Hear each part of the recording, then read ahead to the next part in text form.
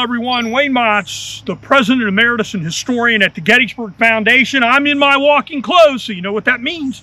It's a Walking Wednesday segment, and today's segment is one that no matter how many times you've been on the Gettysburg battlefield, there's going to be some things today that you're going to see that I'll bet you have not seen before. We're going to do the skirmishing on West Cemetery Hill, the action on West Cemetery Hill from July 1, when the Union Army retreats through Gettysburg, all the way to, say, July 4, 1863, when the Confederates retire out of Gettysburg. So skirmishing at Gettysburg, the fight for West Cemetery Hill, and it's our Walking Wednesday segment today.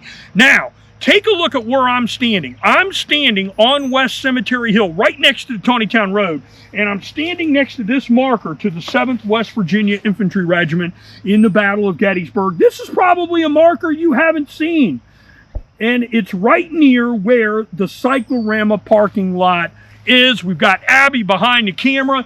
So Abby, let's just take a look. Let's start over here. I know we're going to go in the sunlight, but right over here is the Taneytown Road.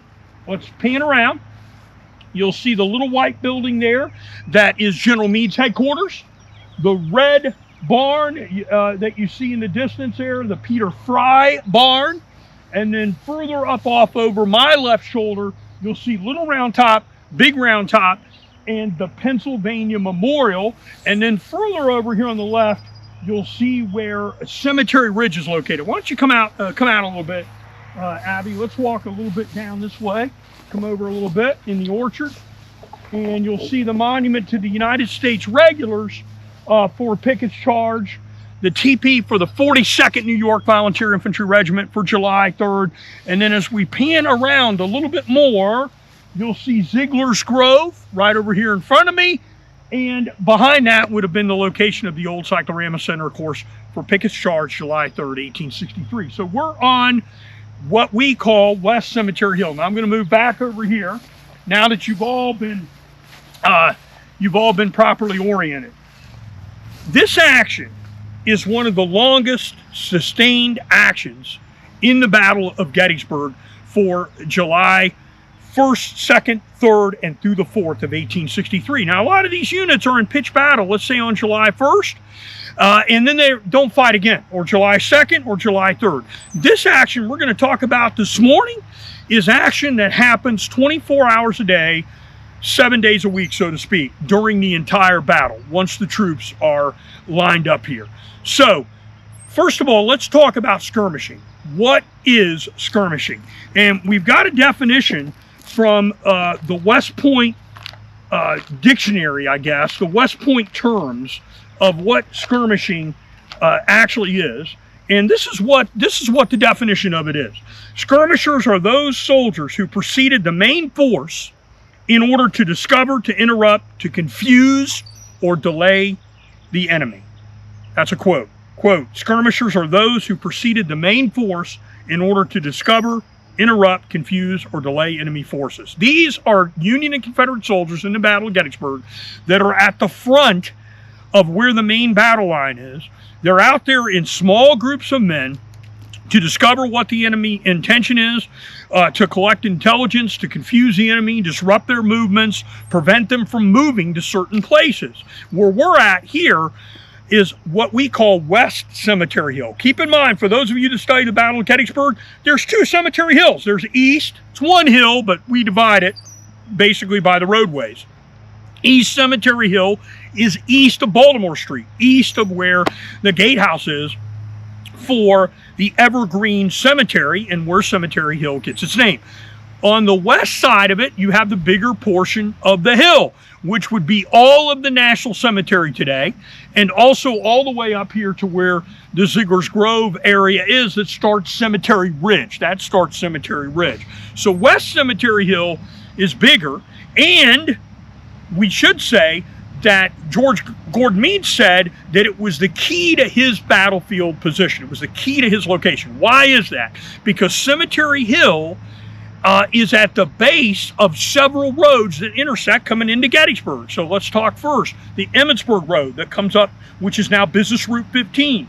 The Taneytown Road you just saw, which is off to the right of the frame, and the Baltimore Pike. All three of these roads, 3 of the 10 that come in and out of Gettysburg, converge at the base of Cemetery Hill, a key position in the Battle of Gettysburg.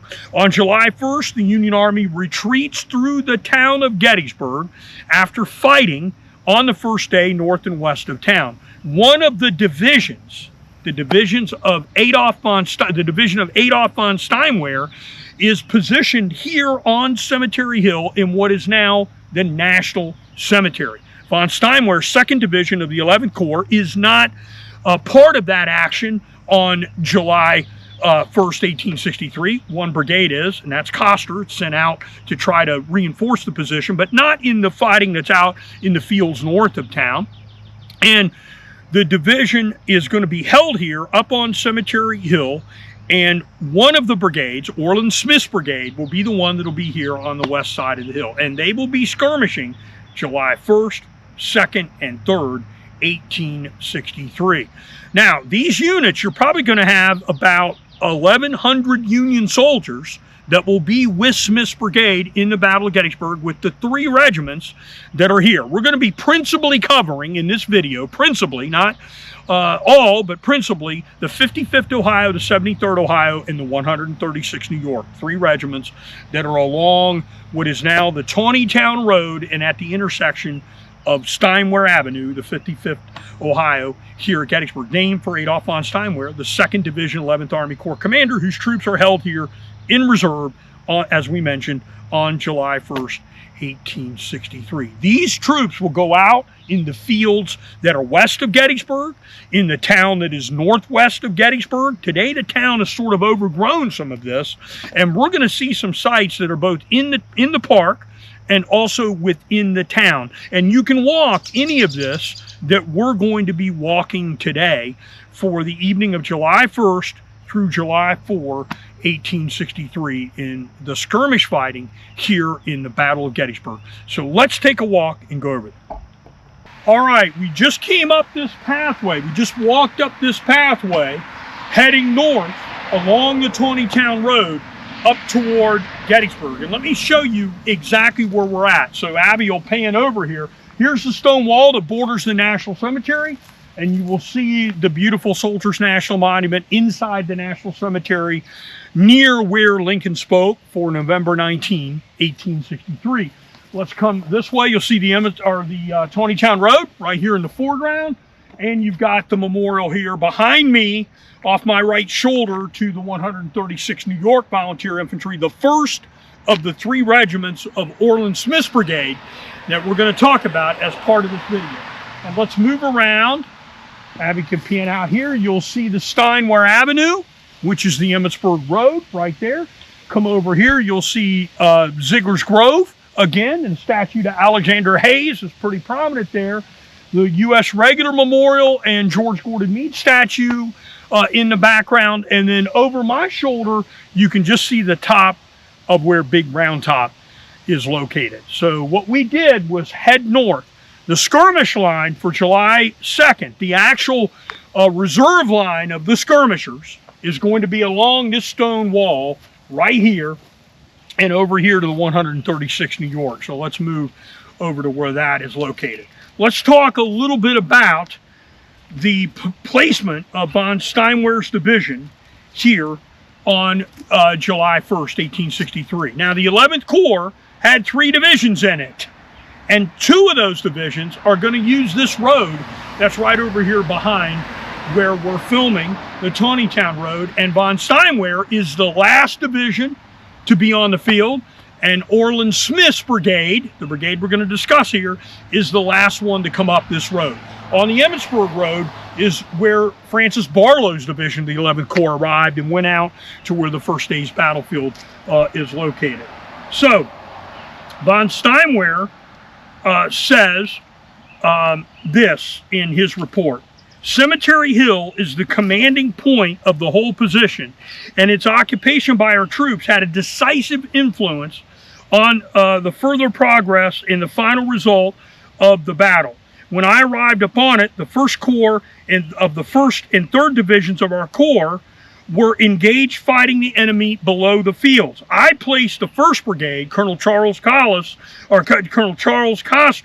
on the northeast end of the hill to support Weidrich's battery, which was in position. The 2nd Brigade, Colonel Smith, took position toward the northwest, supporting the reserve artillery.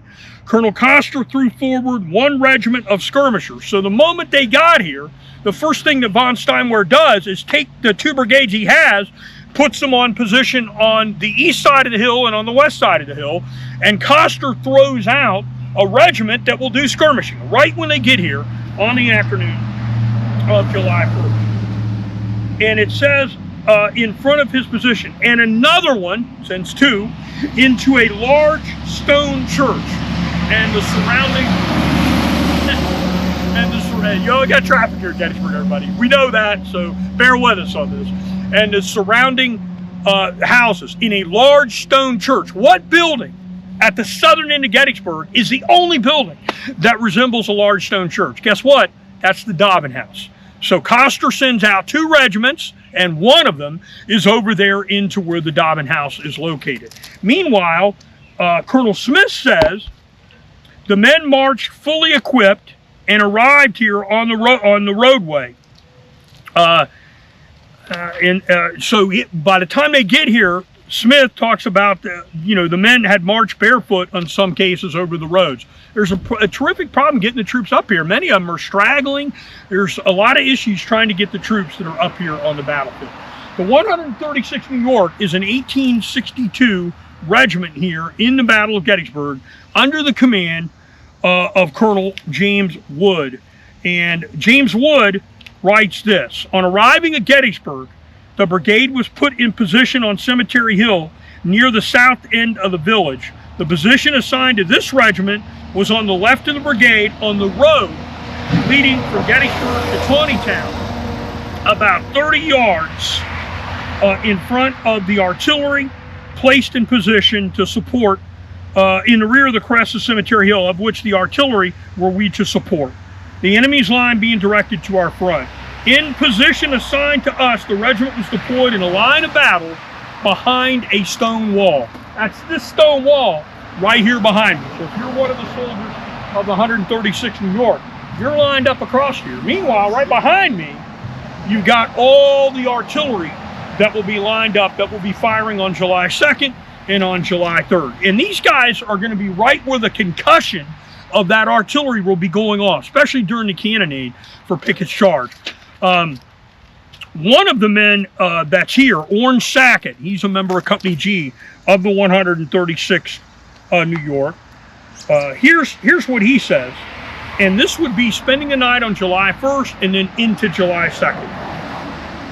During the forenoon, we were ordered to advance as skirmishers. This meant a useless sacrifice of life, as we could see that no preparation had been made for our support. As we nearly reached the extremity of the field, we were suddenly confronted by a regiment rising up in our front, which appeared to be an abandoned railroad cut. That abandoned railroad cut is actually the lane called Long Lane that is behind your camera view several hundred yards. So these men are skirmishing across what is the Emmitsburg road today and in on the northern edge of town that are here. And they're going to switch out the skirmishers back and forth here during the period of July 2nd and also, in July 3rd. James Hand, who is a member of the 136th New York, says 2 companies from each regiment formed a skirmish line about 400 yards in front of the line of battle. Now let's swing around. It's probably about 200 yards or maybe a little more down to the Emmitsburg Road. So Hand says 400 yards. That's over in the field, which would be on the west side of what is now the Emmitsburg Road. The skirmishers appeared to be relieved with unnecessarily frequency, as the charge was never effected during the day without loss of life. The skirmish line was a strong one, and lively exchange of shots took place whenever the relief was sent out. Most of the losses of our brigade occurred while relieving skirmishers. Another, and perhaps a greater source of danger, was the enemy's sharpshooters stationed in the tops of buildings at the outskirts of town, who had commanded on the field between the two lines, as they also had the Town Road. But this road was not exactly parallel to their line of fire. By hugging the wall, their shots were avoided. Now, what does that mean? That basically means, let's swing, we'll let Abby swing north here. That means along the wall here, right here below me, and where the Town Road is located, the troops come up against this wall, because behind me, the Confederates are in the town at the lower end or southern edge of town, shooting up the end or right end of where this federal line is located. Now, let's take a little walk, and let's go down just a little bit to the 136th New York. Now, these troops are going to be right along this wall for the cannonade that takes place on July 3rd, 1863. This is a monument everybody drives by, but nobody really stops and sees. So next time you park up in the Sycamore parking lot and you walk over to the National Cemetery, come down this pathway heading north into Gettysburg, take a look at the 136th New York monument. Did all their skirmishing here for the evening of July 1st through the fourth day of the battle. The casualties are listed on there. They had 109 casualties here in the Battle of Gettysburg, and they're not engaged in a line of battle. All they're doing is skirmishing. So that's from the artillery, and that's also from some of the skirmish fire. Now, on July 3rd, the artillery is right over here behind us. So they're out here skirmishing on the evening of the 1st. They're out here on July 2nd. We just heard Captain Heehan talk about 2 companies going out. They'll be out there for a while. Then those companies will come in to this line. They'll get resupplied, fresh ammunition, water, food, rest. They'll send 2 other companies out. And then as the companies get rested, they'll just rotate these units back out into the fields, trying to keep the Confederates from getting them within shooting range of the artillery that's located right over here behind me on Cemetery Hill. And also discovering what the Union Army's doing. You're trying to hold off this line of Confederate skirmishers, and there's a strong line. We'll talk a little bit more about that when we get into position where they were. Strong line of Confederate skirmishers here from the evening of the 1st all the way through the morning of the 4th. And one of the men that is here is George Metcalf of the 136th New York Volunteer Infantry Regiment. And Metcalf talks about the troops being here, and one of the things he talks about, which is interesting, on July 3rd, he says this, and this is July 3rd in the cannonade. Presently, 110 cannons that were placed behind Cemetery Hill were discharged. Pieces of wood that helped keep the flannel bag that held the powder attached to the ball would fly down upon us. So part of the gunpowder flannel bags from the artillery, that's just yards behind where these men are. Not only are they getting concussions, those flannel bags are coming on top of where these men are. So if you're in 136 New York here for July 1st, 2nd, and 3rd, you're out on the skirmish line, and then you're also, when you're not on the skirmish line, you're up against this stone wall that's located right over here behind where I'm standing. For July 3rd, you're going to be right next to where the artillery is that is firing for the cannonade in Pickett's charge, and you're going to be rattled to pieces here. Now, we just heard an account regarding one of the soldiers that talked about the flannel bag coming out of the artillery pieces, setting some things on fire here.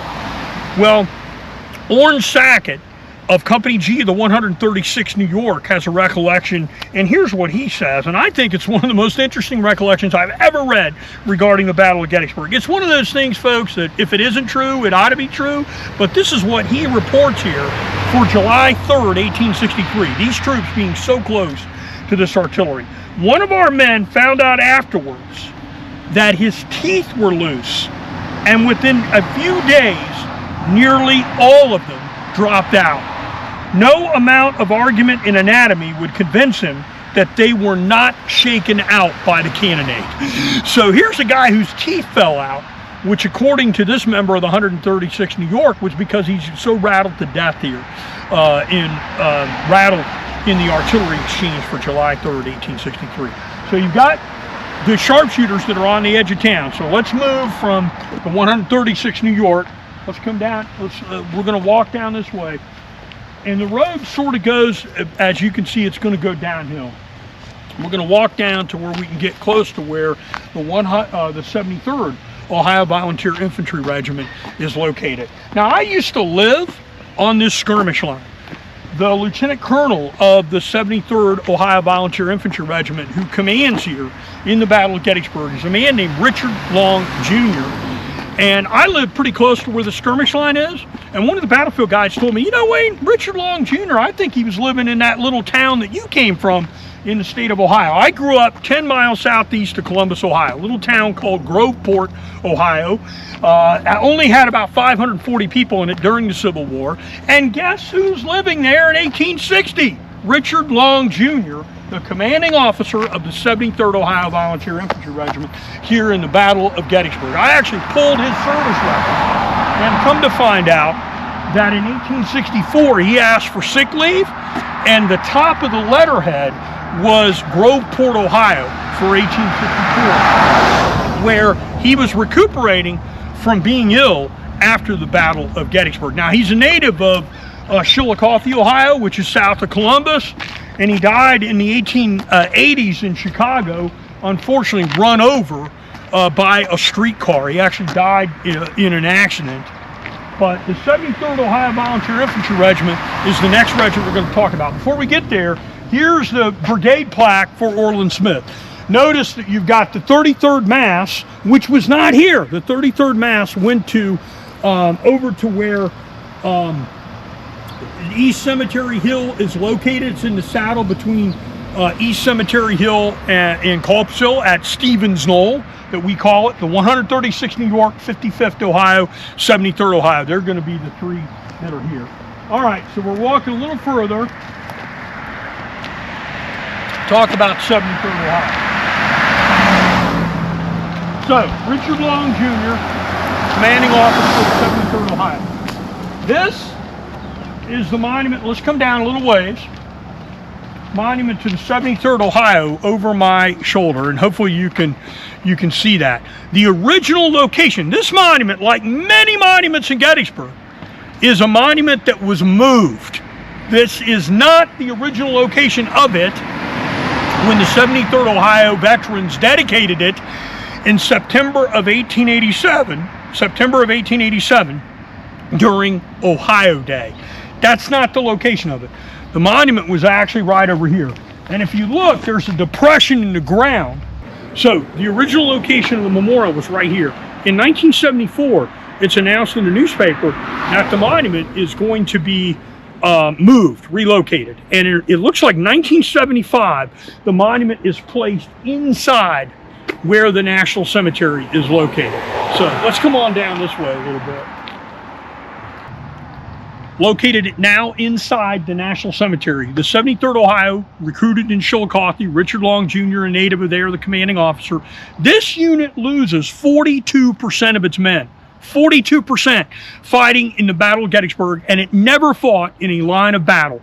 It did skirmish duty during the entire battle. That is a higher percentage loss, everybody, higher percentage loss than the 20th Maine fighting on Little Round Top, basically. I think, if I remember correctly, 20th Maine had about a 32% loss. 73rd Ohio's got a 42% loss. And their skirmish, and let's swing around here, their skirmish location will be out in through what is now the town of Gettysburg. We're going to walk out there and we're going to actually see some of that in just a few minutes. Let's swing back around. So the 73rd Ohio gets in position here, and Samuel Hurst, this is what he says in the very early reminiscence of Gettysburg. July 2nd, at 3 o'clock in the morning on July 2nd, our regiment was waked up and once moved into a position in an orchard that skirted the town in fronting the Taneytown Road. At daylight, the battalion was along the road with only the 55th Ohio between us and the village. The monument to the 55th Ohio is at the corner down here Right here where the 73rd Ohio Monument's located, where Abby and I are standing on the west side of the Emmitsburg Road, is where the Henry Bishop Barn was located.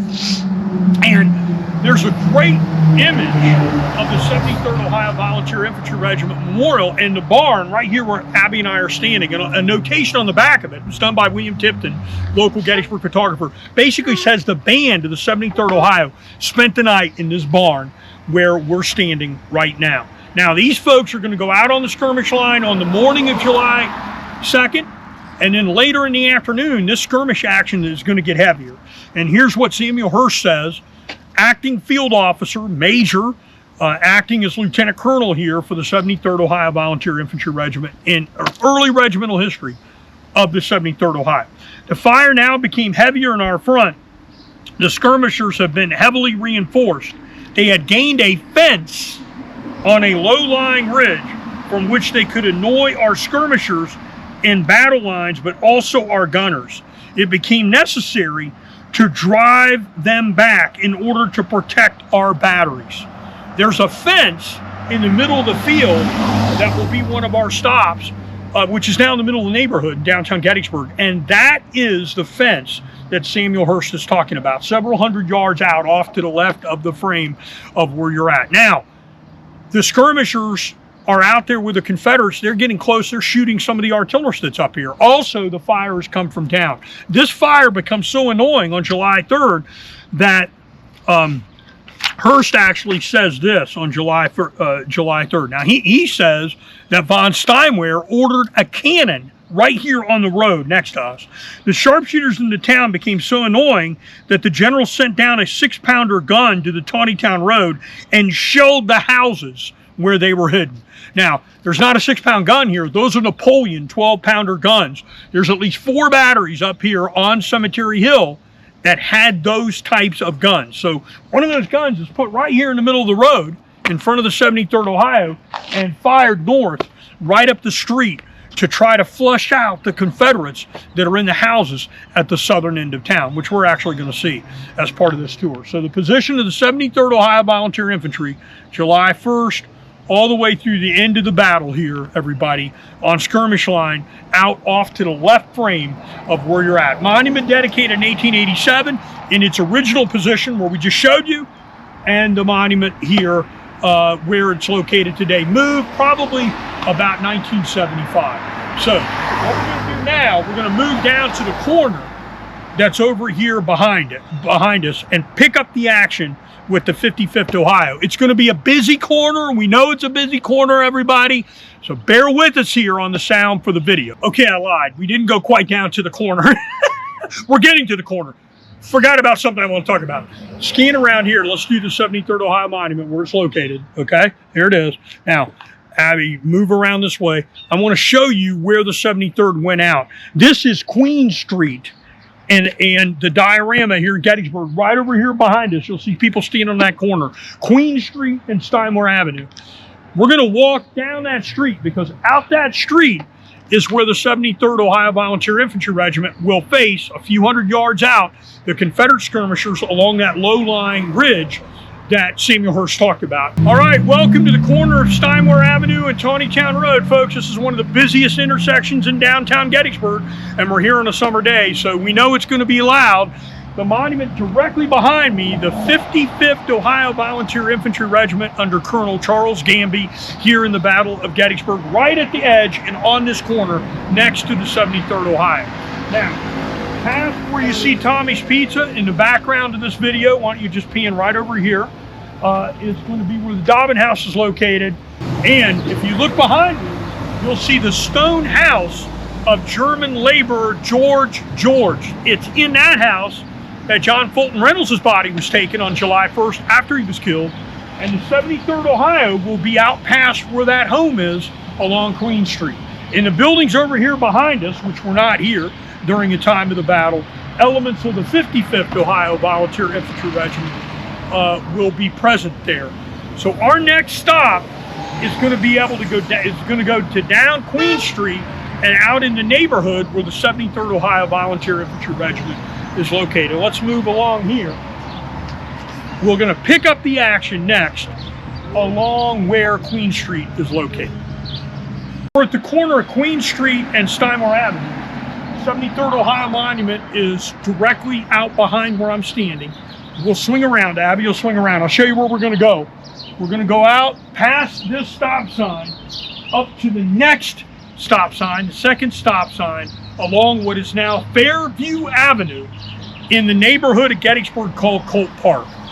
That is several hundred yards off the base, west of the base of where the 73rd Ohio Volunteer is located. Volunteers are located, and it will be the skirmish line for the 73rd Ohio Volunteer Infantry Regiment, as Hearst said, on a fence on a low-lying ridge. Confederates are right up against that, trying to get to it.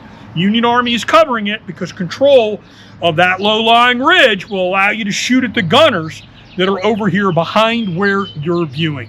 So our next stop is going to be out at the second stop sign at Fairview Avenue and Queen Street in Gettysburg. All right, we're at the intersection of Fairview Avenue and Queen Street in Gettysburg's Colt Park neighborhood. We're on a public sidewalk, so you can come out here and look where we're looking. Right behind where I'm at, several hundred yards away, would be the 73rd Ohio Memorial on Cemetery Ridge, which is behind my shoulder and where you see the cars moving in the distance. Now, this is a low-lying ridge. Let's take a look at it. You can see roughly where Fairview Avenue is. This is a high point in the center of this line. Directly behind where I'm standing is our rec park in what is now Long Lane. Long Lane was a lane, the course of it a little bit different than the time of the battle, but pretty close. Long Lane was a long lane, no pun intended, going all the way from the northern part of the edge of town down to the southern part on the outskirts of town. And the Confederates will actually occupy that. It looks like a railroad bed or railroad cut. That's the railroad, abandoned railroad that we, one of the accounts of the 136 New York talked about. And the Confederates will occupy that. So they're going to be down here a couple hundred yards behind me in front of you with the Union Army line along the roadway today, but here a fence during the time of the battle. 73rd Ohio Volunteer Infantry Regiment. Now, one of the men out here was in Company B of the 73rd Ohio Volunteer Infantry Regiment. He's born in 1821 in western Pennsylvania, and his name is George Nixon. George Nixon, a private, 40 years old when he enlisted in the service, so he's about 43 years old at the time of the Battle of Gettysburg, 42 roughly, at about the time of the Battle of Gettysburg. And he will be out here skirmishing when he's hit by a rifle bullet in his hip somewhere right near where we're at. Now, Company B gets pulled off of the skirmish line, but Nixon's so badly wounded, he doesn't get out of here. The skirmish line goes back up to Cemetery Hill. When the troops get back up to the top of the hill, one of his friends, Richard Enderlin, a musician in Company B of the 73rd Ohio Volunteer Infantry Regiment, 20 years old here in the Battle of Gettysburg, a native of Eisenstadt, Baden, Germany, came to the United States in the 1850s. And now Enderlin is looking around for his friend, George Nixon. He doesn't see him. Enderlin then makes a plea to Captain Thomas Higgins, who's the acting major of the 73rd Ohio Volunteer Infantry Regiment, to come out here. Higgins had been commanding officer of Company B. Come out here and try to get Nixon. This is after it becomes dark on July 2nd. There is a full moon on July 2nd. That's bad if you happen to be a Union soldier. Good if you're a Confederate soldier, because it's going to light up people that are out here. Finally, after being denied permission, Richard Enderlin is given permission to come out here and try to find Nixon. And he will literally crawl out here, stripped of all his accoutrements down to his uniform, basically without a weapon. And Higgins says it was at this juncture that Enderlin voluntarily undertook the perilous task of rescuing his wounded comrade, at once surprising and winning the admiration of the regiment by this most courageous act. So Enderlin will crawl out here, takes him a long time to get out here, and he will find Nixon, guided by his calls for help, about 10 feet from a Confederate picket or outpost somewhere right along here where I'm speaking. He will whisper into Nixon's ear, flip him over on his back, and start to drag him up to Cemetery Hill. When he gets close enough to Cemetery Hill where he thinks he can pick Nixon up, Enderlin will pick Nixon up, carry him, run him up to the hill. And at that time, the Confederates are going to see that, and they're going to open fire on Enderlin and Nixon. Both of those men will survive, at least temporarily. They'll get up to the shelter of Cemetery Hill. George Nixon, unfortunately for him, this wound in his hip is very severe, and he'll be transferred to the 11th Union Army Corps Hospital, which is the George Spangler Farm owned by the Gettysburg Foundation. And George Nixon will die at the George Spangler Farm, be buried at the George Spangler Farm, and then he will be reinterred in the National Cemetery at Gettysburg. For this act, Richard Enderlin, who, by the way, lives to be 87 years old. He doesn't die till 1930. He's buried in Grandview Cemetery in Chillicothe, Ohio. Enderlin became a very well-known businessman in Chillicothe after the Civil War. Richard Enderlin will receive, for this act and for picking up a musket as a musician and going into the ranks on July 1st, for those two acts, rescuing a Nixon and going into the ranks, and he will receive the Congressional Medal of Honor, one of two medals of honor on this skirmish line that we're going to talk about for this action here, that act, July 2nd, 1863, somewhere along where we're standing. Now we're going to move down to the corner of Fairview Avenue. Let's come down over here, and we're going to go down to the next corner, and we're going to be along the skirmish line where the 55th Ohio Volunteer Infantry Regiment and a second Medal of Honor that happens on this skirmish line. Just remember, right off of here, down there below us, is where the Confederates, of course, will have their line, what is now Long Lane in the Rec Park. All right, next stop, over to where the 55th Ohio Volunteer Infantry Regiment located. All right, we just came down here to the corner of Fairview Avenue and Getty Street. The Gettysburg Hospital is located right behind us, and this would be the skirmish line for the 55th Ohio Volunteer Infantry Regiment. Let me show you where we're at. First of all, let's pan out down this way. Down by the next stop sign, way off in the distance down here, that is Long Lane. That's the Rec Park. That's where the Confederate line of skirmishers will be in the skirmish line for July 2nd and July 3rd. And this fence that's right here along where we're at the very corner of it at Gettysburg, Getty Street and Fairview Avenue in Gettysburg today. And at this very corner is where we'll have the second Medal of Honor recipient, which is Charles Stacy. And we'll talk about that in a second. Let's go right down here. Let's look down to the next stop sign, which is South Washington Street and Getty Street. That's where the Dobbin barn would have been located at the time of the battle. And we'll get down there and talk a little bit more about that in just a few minutes. But we're up here at the corner. We've got our second Medal of Honor for the skirmish fighting on July 2nd, 1863. And the man that we want to talk about is Charles Stacy. Stacy was a member of D Company of the 55th Ohio Volunteer Infantry Regiment out here on July 2nd. 55th Ohio Monument, we showed where it is, several hundred yards off to the right. Charles Stacy and Richard Enderlin, the two Medals of Honor out here for July 2nd, 1863. These men have a lot in common. Richard Enderlin, born in Germany, January 1843, 73rd Ohio, saving George Nixon, the great-grandfather of President Richard Milhouse Nixon, and Charles Stacy, born in January 1843 in England, getting the second Medal of Honor out here. Both of these men 20 years old at the time of the battle. The first sergeant of the company, Luther Massard, also out here and wounded. And Massard has sort of some reminiscences of what happened here. But I wanted to talk a little bit about what Stacy did, because this is what he says. I was closely followed by Sergeant Luther B. Massard, and at once discovered the source of the fire was deadly to our men. I opened upon the thing which was returned, and Sergeant Massard was wounded by their first volley. I remained alone in an exposed place. That's in the place right over here behind me, at the corner of a fence along what is now Fairview Avenue and Getty Street in Gettysburg. Charles Stacy, D Company, 55th Ohio. Firing 23 shots in the meantime. until the company was able to maintain their position along the ridge. At 4 p.m., Company D was sent out again, and I was taken prisoner at night and taken to Belle Isle.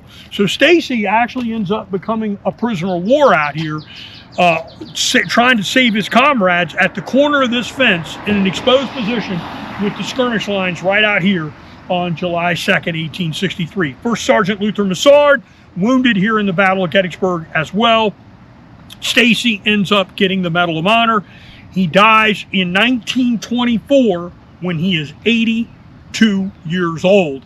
And he lived in Huron County, Norwalk, Ohio, which is up in the northern part of the state, and that's where Charles Stacy is buried today. So one of the Medals of Honor issued in 1896 here, the other one issued in 1897, one to Richard Enderlin of the 73rd Ohio, 20 years old, German native, the other to Charles Stacy, 20 years old, from England, from Norwalk, Ohio, right along here. So we've got 2 Medals of Honor issued for action here on July 2nd, trying to hold back the skirmish line of the Confederate line. Now, we're going to walk down meaning east on Getty Street to get down to the intersection of the Washington Street, and we will be near the location of the Dobbin barn and another part of the 55th Ohio Volunteer Infantry Regiment. So they're all over here. So everything out here off to your screen, 55th Ohio Volunteer Infantry Regiment skirmishing, July 2nd and July 3rd. All right, we came down here to the corner of Getty Street and South Washington Street in Gettysburg. The Dobbin house is right over here behind me. And if you want to just turn around, right here where Fourscore Beer is located, used to be the Dobbin barn. The original Dobbin barn stood right here at this intersection. And then up in the distance where the traffic light is located is where the 55th, is where the 55th Ohio Volunteer Infantry Memorial is located. Let's swing right around here. And up in the distance ahead of us on the southern edge of town, this is outside the borough of Gettysburg, outside the city during the time of the battle. Now it's inside the city. The city has grown up. The borough has grown up. And all the houses that are at the lower end of town, they're controlled by the Confederates. Our next stop will be one of those homes that is on the Confederate skirmish line. You're on the Union skirmish line. And the distance in front of this video is the distance between the Confederates, the open space in front of this video, between the Confederates and where the Union Army are located here. Dobbin Barn has Union soldiers in it during the time of the battle. Simon Hugler of the 143rd Pennsylvania talks about being inside this barn when a detail of men in the 155th, when a detail of men from the 55th Ohio come out here. And he's in the 143rd Pennsylvania. He'd retreated from the first day's battle. He's inside this barn, holed up, and the 55th Ohio comes out here, and he actually runs a message back under fire over to the 55th Ohio line. So right here, directly in front of us, in this open space, is the contested piece of ground at the northern edge of the Union battle line at Cemetery Ridge and the southern edge of where Gettysburg is located. Our next stop, in one of the brick homes occupied by the sharpshooters of the Confederate Army. All right, we just came north along South Washington Street. We're now near 407 South Washington Street. That is the gray building that is directly behind me. This is a favor to be pointed out by many battlefield guides leading tours at Gettysburg because of the marked damage it suffered during the time of the battle. We're at what is now the southern edge of the borough of Gettysburg during the time of the battle in 1863. This house was owned by Jacob Stock, a native of Germany, and he operated the Swan Hotel in it during the time of the battle. When he first moved to Gettysburg, he will be in the carriage making business. This house was struck multiple times, and I believe that many of the holes and damage that you see on the outside of this house is actually from artillery fire, not bullet fire. And it would be the gun that was put on the street. They called it a 6-pounder. It's a Napoleon gun, actually, that was near where the 73rd Ohio was, firing right up where into where the house is, causing the damage to the house. Jacob A. Stock the son of Jacob Stock, actually has an interview in a 1943 newspaper that says this: Confederates occupied the building during one stage of the Battle of Gettysburg. The Confederates were apparently sniping at an outfit of Union turned much power against the house. There were holes, at least 25 cannonballs in the building when the Stocks returned after the battle. One cannonball cut through the rafters and dropped a section of the roof to the attic floor. You know what the Confederates did? The non-octogenarian asked. This is a quote from Jacob Stock, who was the son, was here during the battle. They stuck their guns out of the holes made by the cannonballs and used them as additional loopholes to shoot from. So the Confederates are inside that building when it's being struck by artillery. They stay in the building and they shoot out of the holes created from the artillery. You're at the Confederate end of town here, basically, southern end of town, where the Confederate skirmish line is located. Behind you is where the Union skirmish line is located, and these Union soldiers, they're going to try to get the artillery up here to take out some of the Confederates that are here. Now we're going to go down what is now South Street, which was basically almost an alley during the time of the battle. We're going to end up on Baltimore Street, down by near where the Farnsworth House is, talk about some more of the Confederate skirmishing on the west side of Cemetery Hill. Most of the video that we're doing today, we're doing skirmishing on West Cemetery Hill, as I described.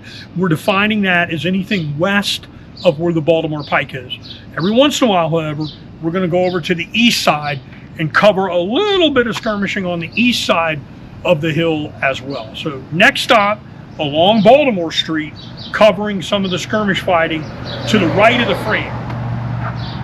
I'm at the corner where Alumni Park is here in Gettysburg. It's on Lefevre Street, which is a street that goes back to our school complex right over here behind me, and Baltimore Pike, which is right off to the left of your screen. In the background, right over here behind us, is the Farnsworth House restaurant today, and that home at the time of the battle was owned by Harvey D. Sweeney. Inside that home during the battle was not only Sweeney, but John T. Slintz. Slintz and his family rented the Edward McPherson Farm. The Edward McPherson Farm on July 1st, 1863, overrun. Slintz family went to the seminary, and then according to the claim in the Farnsworth House, they actually went into that house during the time of the battle. Now that house is an exact copy of the Stock House. Take a look at the Stock House built in 1859. That's a copy of that house right there, built in around 1833, if my memory serves me correctly. That upper window up on top, the sharpshooters are going to be shooting out of it, and behind me is where the Confederate sharpshooters are going to be located. Mr. G's Ice Cream was the home owned by John Weinbrenner at the time of the battle. And over here on the east side, we just stepped a little bit over on the east side of Baltimore Pike, so we're technically at the base of East Cemetery Hill over here. This Mr. G's Ice Cream today, that home, John Weinbrenner, who was a local tanner, owned it with his family during the time of the battle. It would be occupied by Louisiana sharpshooters during the time of the battle, members of the famed Louisiana Tigers. A member of the 9th Louisiana Infantry Regiment, a man named Poole, will be mortally wounded, killed, when a bullet goes through a table that he's using for cover. That table is in the Museum and Visitor Center at Gettysburg National Military Park. You want to see an actual relic from this skirmishing during the Battle of Gettysburg for July 2nd and 3rd, go into the Museum and Visitor Center, get yourself a ticket if you haven't been in there, and take a look at it, because the table that Poole was killed behind in that house is in the National Park Service Visitor Center and Museum, owned and operated by the Gettysburg Foundation today. You're standing also where the Solomon Weldy House was located. Where the McCreary House was located. It's where the McCreary House was located during the time of the battle. It looked like Mr. G's. There were 3 buildings here, 1, 2, 3, that looked identical. That would be the McCreary House, the Weinbrenner House, and what is now the Rupp House. John Rupp built a bigger house. It's owned by the Gettysburg Foundation. Doesn't look like the house there during the battle. That'll be our next stop. But right here, we're along the skirmish line where the Confederates are for July 2nd and 3rd. Over where the Farnsworth House is located the troops that are in there could have been Louisiana Tigers. They also could have been members of Eugene Blackford's Alabama sharpshooters, and there could have been others that are around where that house is. Jennie Wade, our only civilian killed in the Battle of Gettysburg, was killed behind where you're viewing. She was killed on July 3rd in a home occupied by her sister during the time of the battle. And those bullets came from somewhere down here. We don't know exactly where. Everybody tries to figure out where was Jennie Wade killed from. We don't know exactly where she was killed from. But we can say that skirmish fire at Union troops outside her house, New York soldiers were all around that house during the battle on July 3rd when she was accidentally killed while inside that home. The bullet fire came from somewhere right down here. Now, let's swing around, take a look at the tan house over here behind me. The tan house that's over here behind me is John Rupp's house. That's going to be our next stop. That is literally the battle line between the Confederates that are behind your view and the Union Army that are behind me. The battle line for July 3rd, 2nd, this battle line is going to be right up at the Rupp house. The Rupps, the porch of that house, not the modern one you see, but the one that was there during the battle, the Union Army occupied the porch of that house, and the Confederates, the tannery owned by Mr. John Rupp, in the back. We're standing in the side yard, or just north, of the John Rupp house. Now that's the house that's over here in the back that is now the Children of Gettysburg 1863 Museum, owned by the Gettysburg Foundation. What a great interactive children's venue. If you have not been in this, bring your kids. They're going to love it. There's all kinds of things they can do. And it's ironic that, maybe ironic's the wrong word, but it's interesting that it's right on the battle line for the fighting of civilians here at Gettysburg. This house dates to about 1868.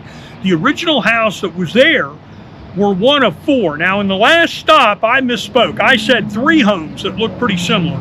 These are the homes of John Weinbrenner, McCreary, the McCreary house, Solomon Welty, and then John Rupp. So there should be 4. That's 4 houses that all look very similar to the house that John Weinbrenner owned, which is now Mr. G's Ice Cream.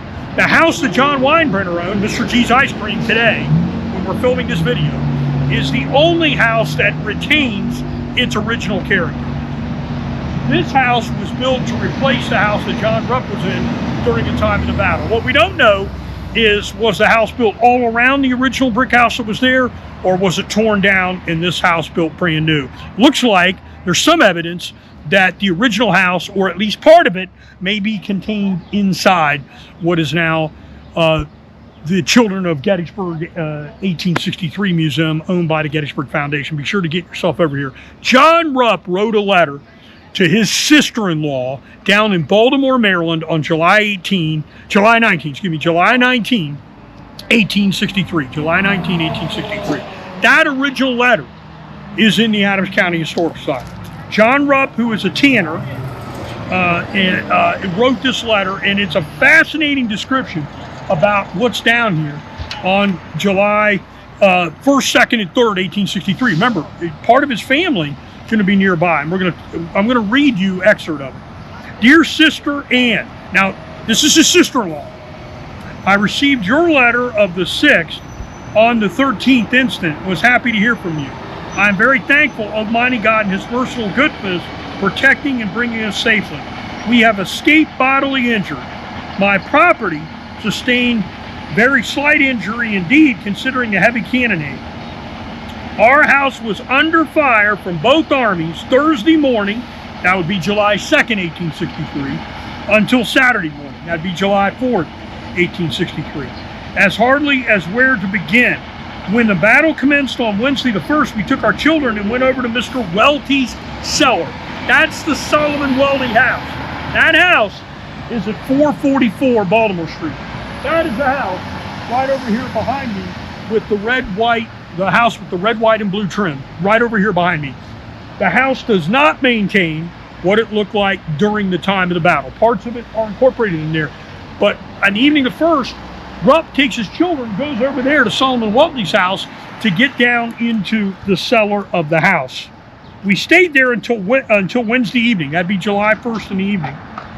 After the fire ceased, we came home and slept on the floor that night. Such a sleep was. Thursday morning, when the battle began, we went to our own cellar. So he's down there and stayed there the day. At the night on Thursday, Father came and took Caroline and the children up to his house. Now, John Rupp's father was a tanner, and he owned a house on what is now the middle of Gettysburg, near St. James Lutheran Church. They had a tannery. And that is under Confederate occupation, but no one is getting shot at because that area is not being contested. So the children and Caroline, the wife of John Rupp, go out. John Rupp stays down into the basement of this house. I was then in the cellar by myself that Thursday night and all day Friday and Friday night until Saturday morning, July 4th, when relief came from our troops. Oh, happy was the moment. The rebels occupied the whole of the town as far back as the end of my house.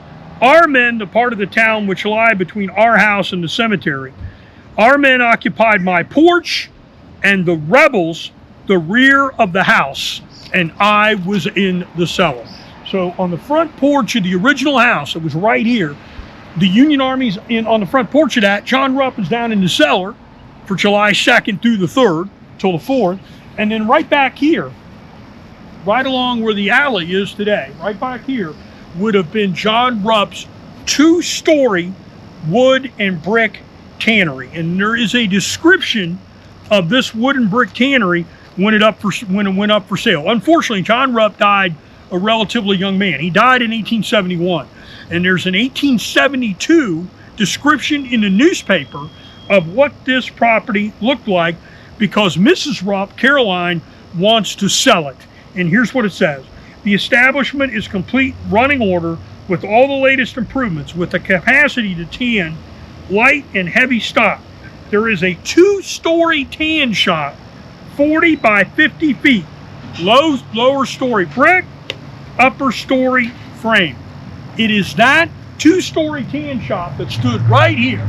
We don't really have any good pictures of it. There's pictures of the Rupp house at a distance. We'll try to cut some of those in for you so you can see what it looked like.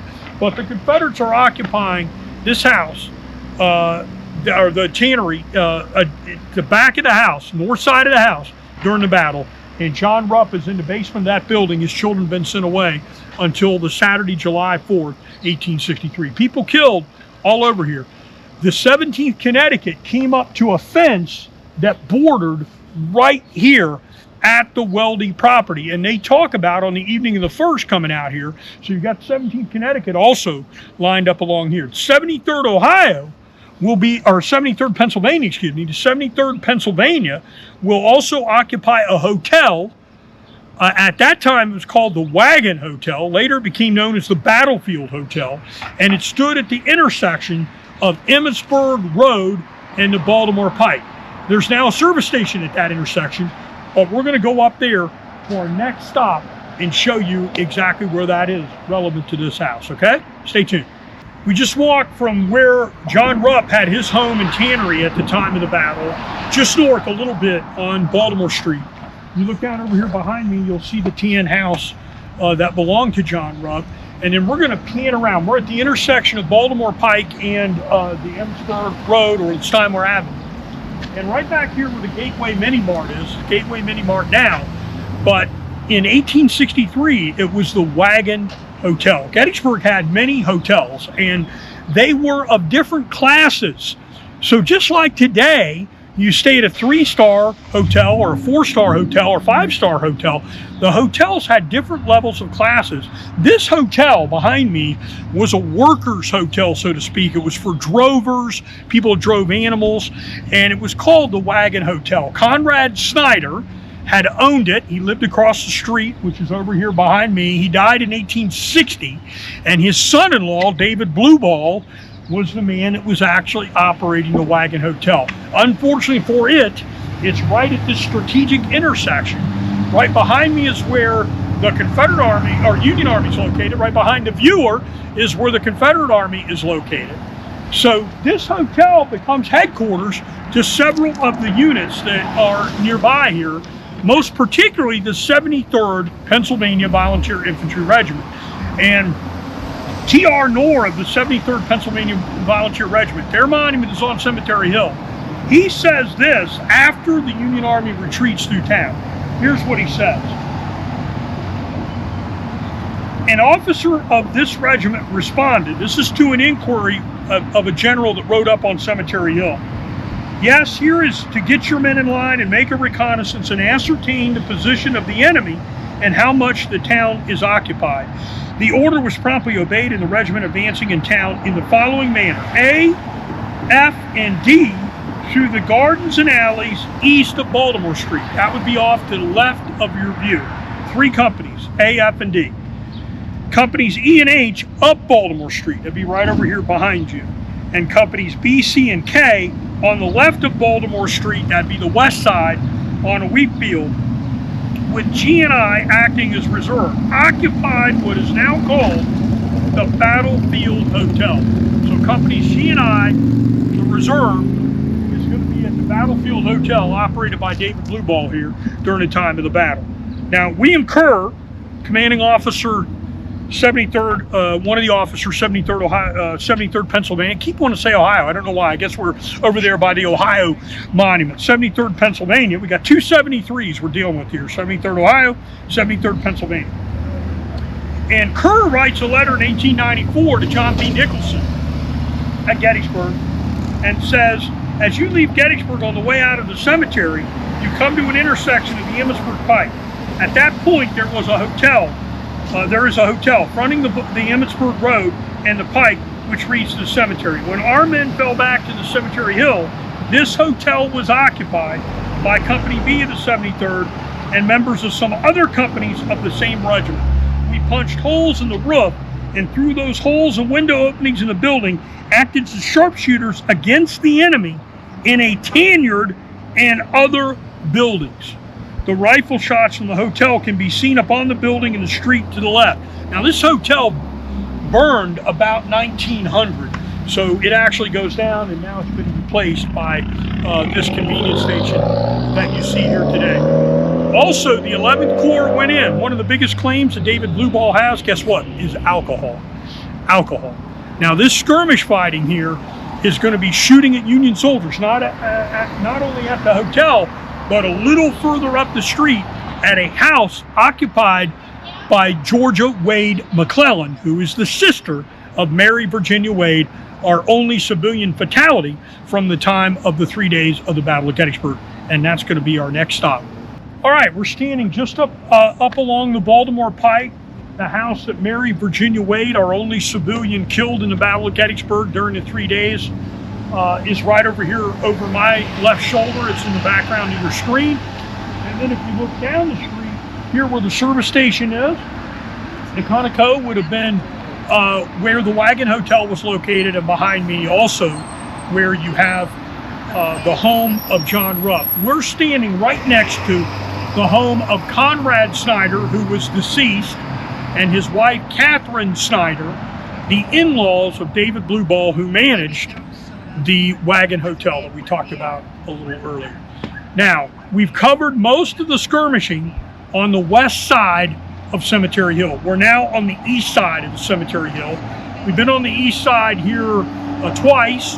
We're going to do a little bit of that, but not much, because the focus of the video was on West Cemetery Hill. But we can't leave here and talk about skirmishing Gettysburg without talking about the death of Mary Virginia Wade, our civilian fatality, for July 3rd, 1863. She was actually killed in this home that is right over here behind me. It was a rental piece of property. The man that actually owned the house that Jennie Wade was killed in was John Houck, the owner of Devil's Den. This was a duplex house. The McLeans lived on the southern half of the house. That's over here where we're standing. And the McClellans, Georgia Wade McClellan, the sister of Jennie Wade, her and her husband, lived on the other side or north side of the house. Duplex house with a wall down between it. They didn't connect inside. And Georgia Wade McClellan's husband was actually in the Army at the time of the battle. Jennie Wade had come up to this home. She was 20 years old at the time of the battle, born in 1843. She'd come up to this home from her home, the Wade family home up on Breckinridge Street, just a couple blocks up north of where we're standing now. She came to this house, and she will be baking biscuits for the soldiers that are outside this house on the morning of July 3rd, 1863, needing dough in a dough tray inside the northern part of this house. Now, meanwhile, unfortunately for her, there are Union soldiers outside the house on the north side, and they're going to make a perfect target for the Confederates that are down there at the Rupp tannery, that are at the Winebrenner house, that are at the Farnsworth house. All of these sharpshooters and the Confederate Army are firing at the Union soldiers that are either at the Wagon Hotel or right over here to where Jennie Wade's sister is living at the time of the battle. Jennie Wade's sister delivered a child on June 26th, 1863. Lewis Kenneth, I think, is his name, McClellan. And this young child is born at the time that Jubal Early's troops come into Gettysburg on June 26, 1863. So Georgia Wade McClellan needs help, and that's why her sister is down here in this home. Jennie Wade is baking bread, biscuits in the morning, about 8:30 in the morning, when a bullet comes through the outside door on the north side of the building. Bullet comes through a closed door on the north side of the building, goes through a partially open door between the kitchen and the parlor, which is where Jennie Wade is at, in the kitchen, and she has her back to those doors, and a bullet strikes her in the back and kills her instantly at 8:30 in the morning on July 3rd, 1863. Now, Jennie Wade's mother is in this house. She goes into the bedroom and tells George Wade McClellan, who's laying in the bed, that her sister had been killed. George Wade McClellan screams, and Union soldiers, New Yorkers, outside the building, come into the house and find Jennie Wade dead. Now, to get the family to safety, they need to get the family over here on the back side of the house, because they're shooting on the north side or front side of where the Wades live, the McClellans, George Wade McClellan, where they live. So the Confederates decided to go upstairs because a shell penetrated the roof and took out part of the wall. And the soldiers clear out the rest of that wall, carry the body of Jennie Wade along with Jennie Wade's family in this house, including a newborn child, and they go into the root cellar or cellar right here on the south side of this house rental property.